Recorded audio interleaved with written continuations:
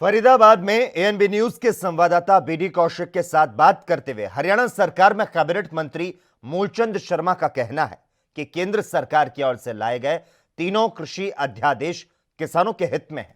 उनका कहना है कि देश के प्रधानमंत्री नरेंद्र मोदी सपने में भी किसानों का अहित नहीं सोच सकते। नमस्कार, एएनबी की खास बातचीत में आज हम बात करेंगे हरियाणा के कद्दावर नेता और कैबिनेट मंत्री मूलचंद शर्मा जी। इनसे खास बातचीत में आज हम बात करेंगे किसान आंदोलन के बारे में, इनके मंत्रालयों के बारे में, परिवहन मंत्रालय है, खनन मंत्रालय और दूसरे मंत्रालय है उनके बारे में, और इसमें हम इनके कुछ निजी पहलुओं को भी छुएंगे, इनसे निजी जानकारी मांगेंगे, जैसे इनका राजनीतिक कैरियर कब से शुरू हुआ है और किस तरीके से इन्होंने राजनीति में पदार्पण किया। आइए बातचीत करते हैं। शर्मा जी, आपका एएनबी चैनल पे स्वागत है। धन्यवाद। राजनीति की जो शुरुआत है वो कब हुई है आपके जीवन की? जब मेरे राजनीतिक जीवन की जो शुरुआत हुई 1986 मैंने गवर्नमेंट कॉलेज से मैंने एमए की जी। एमए करने के बाद जो देवीलाल कन्या आयोजित हुआ था जी। 1987 के बाद 96 में मेरा पहला चुनाव हुआ जी। 96 का पहला चुनाव लड़ा, 2000 में मैं कमीशन का मेंबर रहा, 2005 का चुनाव लड़ा, 2009 का चुनाव मैंने छोड़ा, मैं 14 विधायक बना और 19वें मुझे के लोगों ने दोबारा विधायक बनाया जी। और प्रदेश के मुख्यमंत्री मनोहर लाल जी ने और प्रदेश के संगठन ने मुझे जिम्मेदारी दी जी। वही राजनीतिक शुरुआत धीरे धीरे जो राजनीतिक शुरुआत हुई कि लोगों के बल्लड़ के लोगों के सहयोग से और बल्लड़ के आम गरीब मजदूर व्यापारियों के आशीर्वाद, किसानों का आशीर्वाद से ये जिम्मेदारी बल्लड़ के लोगों को सही जाता। जी। अच्छा, एक बात है कि जैसे आपकी जो राजनीतिक पदार्पण जिस तरीके से आपने बताया है ये है, तो इसमें जो उतार चढ़ाव रहे हैं जिंदगी में थोड़े बहुत, उन पे कुछ प्रकाश डालेंगे आप? मेरे राजनीतिक जीवन के चुनाव में उतार चढ़ाव बहुत है जी। कि समय था जब जीत का टिकट न मिलना जी। जब जीत का समय था टिकट न मिलना और लंबे समय से जो संघर्ष जो आज मेरे 33 वर्ष से संघर्ष में हुई है, उस समय को याद ना करा जाए तो ही ठीक है जी। जी। कि बड़ा पीड़ा भरा जीवन रहा है जी। और बहुत कुछ अपने जीवन में देखा है जी। प्रभु की परवाले की कृपा से जी। कि समय बुरा वक्त आता है, टल जाता है और बढ़िया दिन की शुरुआत होती है। जी। तो मैं तो यही कहूँगा कि जो समय आया उस समय चला गया और ऊपर वाले की कृपा से प्रभु के आशीर्वाद रहा, बल्लड़ के लोगों का आशीर्वाद रहा और जिम्मेदारी बल्लड़ के लोगों ने जिम्मेदारी दी और जिम्मेदारी जो बल्लड़ के लोगों ने भरोसे विश्वास के साथ जो जिम्मेदारी दी है, जो उनके काम थे, जो मुझे भरोसा दिया, उन जिम्मेदारियों पर मैं खरा उतरने का प्रयास करूँ। जी। अब आते हैं आपके मंत्रालयों पे, जैसे खनन मंत्रालय है आपका, उस पे आपने पिछले दिनों काफी शक्ति दिखाई है, काफी जैसे खुद जाके आपने खानों में छापे मारे हैं और यमुना के साथ साथ जितने खदान थे उनमें आपने कार्रवाई की है। उसके ऊपर जो उसमें भ्रष्टाचार है या उसमें जो दूसरी चीजें हैं उनको किस तरीके से आप काबू करने की कोशिश करते हो? जो खनन जो महकमा है ये सब कुछ प्रकृति के नीचे रहता है, किसी ब्लॉक नहीं कर सकते, कोई चार दीवारी नहीं कर सकते, पहाड़ है, पत्थर है, रोड़ी है, यमुना है, बोल्डर है, मिट्टी है, सब कुछ ऊपर जी। और जो भी है इसकी जिम्मेदारी प्रदेश की सरकार का जो खनन का जो भी मंत्री है उसकी जिम्मेदारी है जी। और जिम्मेदारी को हम सब लोगों ने, चाहे मेरे अधिकारी हैं या मेरे जो भी महकमे के जो छोटे बड़े सब अधिकारी, सबकी जिम्मेदारी है और मुख्यमंत्री के जो भरोसे विश्वास के साथ जो भ्रष्टाचार मुक्त स्वच्छ जो प्रशासन देने की जो पहल करी, उस पहल की शुरुआत हम लोगों ने करी। चाहे यमुना की बात करें या पहाड़ की बात करें कि हमने एक भी अवैध माइनिंग, अवैध खनन पर लगाम लगाने का प्रयास करा और मैं मानता हूँ अधिकारियों के कारण और जो अपने जो भी साथी हैं लोगों के प्रयास के कारण जी हमने अवैध खनन पर रोक लगाने का काम करा है। जी। अच्छा, अब जो बारी आती है, अब लेते हैं हम परिवहन मंत्रालय को। पिछले दिनों जैसे आप गुड़गांव से मुख्यमंत्री जी की मीटिंग से लौट रहे थे, तो आपने सड़क पे चलते हुए डंपर देखे और आपने जब वहां देखा कि तो अवैध काम है, उसमें भी आपने कार्रवाई की। वो विचार कैसे आया आपके मन में?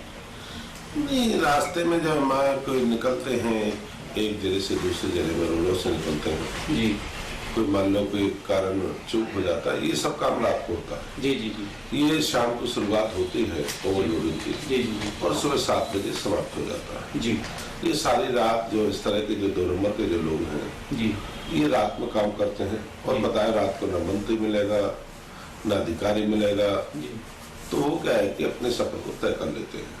जी शाम को अपना कोई सबसे बड़ी परेशानी है राजस्थान से मालूम, जी जी क्यों राजस्थान से, यूपी से, पंजाब से, हिमाचल से जो दूसरे प्रदेश है, जी जब तक ओवरलोडिंग जी दूसरे प्रदेशों की ओवरलोडिंग बंद नहीं होगी। आज मैं हरियाणा मानता हूँ कि हरियाणा में ओवरलोडिंग जो खेल था वो आज बंद है, जी पर दूसरे जो प्रदेश हैं जैसे राजस्थान हमारे लगता है, राजस्थान के बीमा पहाड़ी है, जी ये सारा इलाका जो है जहाँ से ओवरलोडिंग का काम चलता जी। है और ये एनसीआर में माल आता है। जी और एनसीआर में जब माल आता है, जब मैं रास्ते निकल रहा था मुझे जाने का, मेरे रास्ते में चलते जो 11 ट्रक मिले थे जी जी वो सब राजस्थान नंबर के थे। अच्छा, राजस्थान नंबर के थे, राजस्थान के वहाँ के माइनिंग वालों का कारोबार था।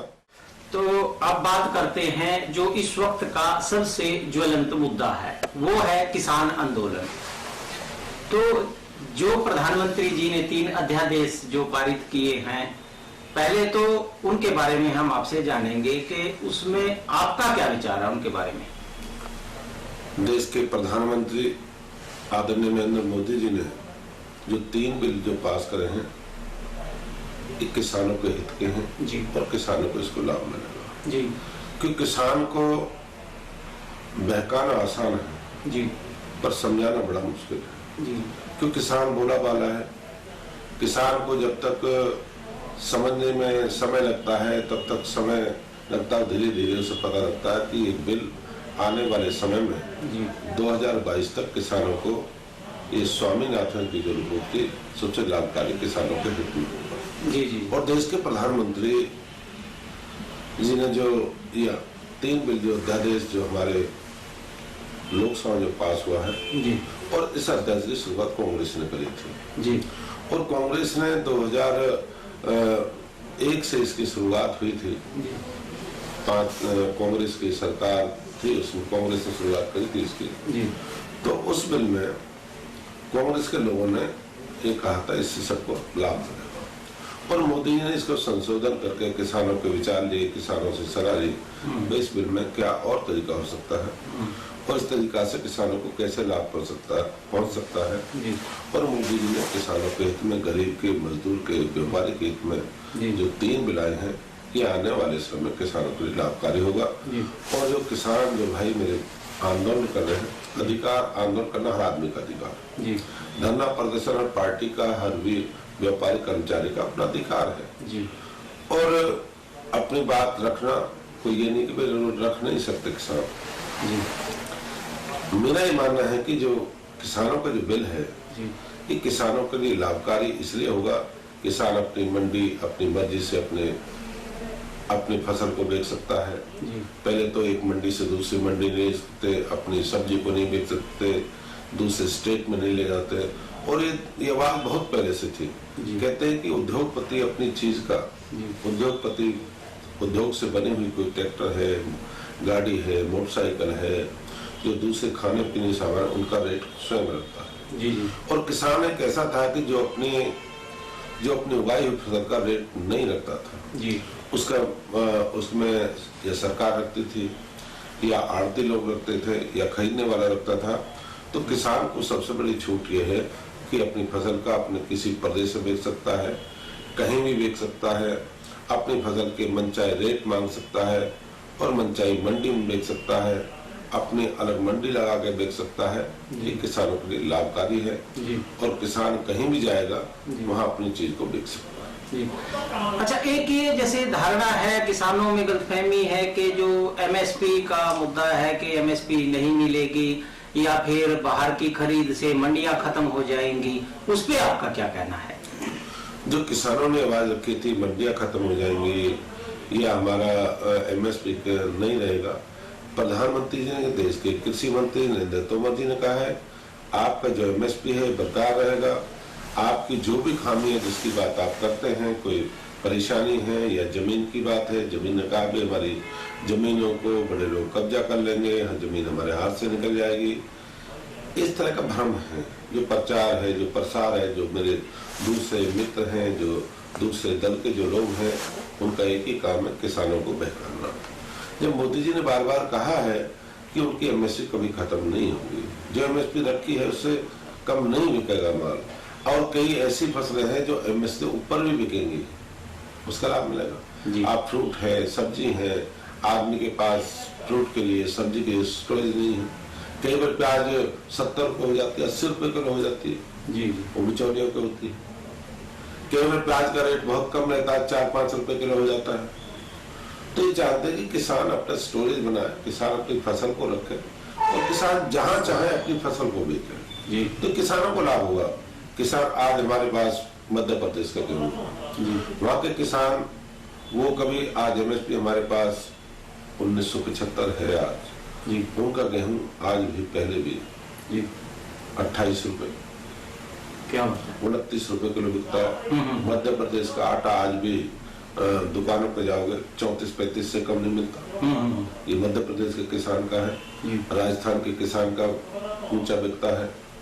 तो मेरा कहने के है कि हम इस तरह की फसल अपनी तैयार करेंगे जिससे किसानों को लाभ होगा जी। अच्छा, अभी आप जैसे जो हमारे किसान भाई आंदोलन में बैठे हैं, सर्दी में बैठे हैं, वहाँ उनसे कोई जो कहीं के भी हों, हरियाणा के हैं, पंजाब के हैं या यूपी के हैं, तो उनसे कोई अपील करना चाहेंगे आप?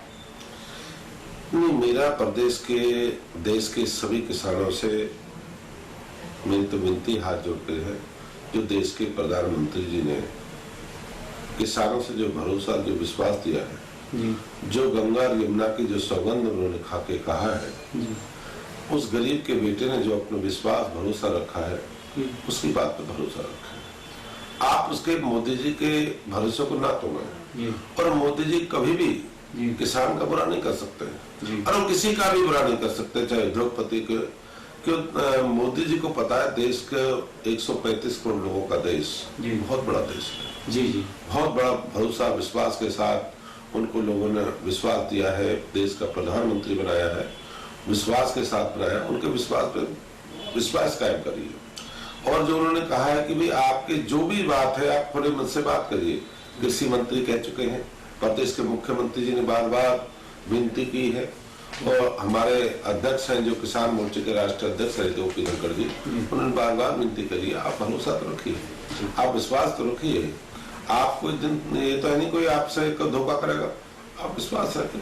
और उनसे मेरी विनती है कि इतनी ठंड, कड़ाके की ठंड है, हालत ठीक नहीं है, तो इसमें मेरी किसान भाइयों से विनती हाथ जोड़ के है कि आप मोदी जी की बात पर भरोसा रखें, विश्वास रखें, आप विश्वास के साथ रखें। आप किसी पे बरकरार, जो लोग बरकरार उन पर भरोसा कम रखें, और आप ये भी भरोसा रखें मोदी जी आपका कभी बुरा नहीं कर सकते, कभी भी देश के किसी भी समाज का बुरा नहीं कर सकते। उनका भरोसा, विश्वास रखें, और उनको कोई गिल्ला है, कोई धरना प्रदर्शन है, कोई बात करें, पर नेशनल हाईवे जाम है, रेल जाम है, देश की अर्थव्यवस्था जाम है, उद्योगपति परेशान है, आम आदमी परेशान है, बीमार आदमी परेशान है, कोई हार्ट का पेशेंट है, कोरोना जैसी महामारी पूरी दुनिया में फैली हुई है, कोरोना से लोग अपनी बीमारी से जूझ रहे हैं, एक आंदोलन है, कितने लोग, कितने भाई सब सड़कों पर लौटो। मेरी विनती है कि आप अपने घर जाएं, और कोई बात है तो बैठ के प्रदेश की सरकार से और देश के राष्ट्रीय नेतृत्व से बात करें। और मोदी जी ने कहा है कि हम खुले मन से उनकी बात सुनेंगे, और जो उन्होंने मांग मानी, मोदी जी ने कहा है वो कहते तीनों बिलों को खत्म कर दिया जाए। मेरा कहना है कि बहुत बहुत धन्यवाद। आपने जो मुद्दे, जब भी कोई प्रदेश में नहीं हो, देश में नहीं हो, आपने कई बार आपके चैनल के माध्यम से कई बार इस तरह के मुद्दों को उठाया है। देश के प्रति, प्रदेश के प्रति, आम आदमी के प्रति जो बात आपने रखी है, हर लोग आप पर भरोसा विश्वास करते हैं और मुझे जो परिवहन की जो जिम्मेदारी दी है वो कई बार आप लोगों ने उठाई है और मैं जिम्मेदारी के साथ इसको निभाऊंगा। धन्यवाद। मैं एएनबी चैनल के लिए बीडी कौशिक, फरीदाबाद से धन्यवाद। देश दुनिया की खबरों के लिए एएनबी न्यूज को सब्सक्राइब करें और बेल आइकन दबाएं।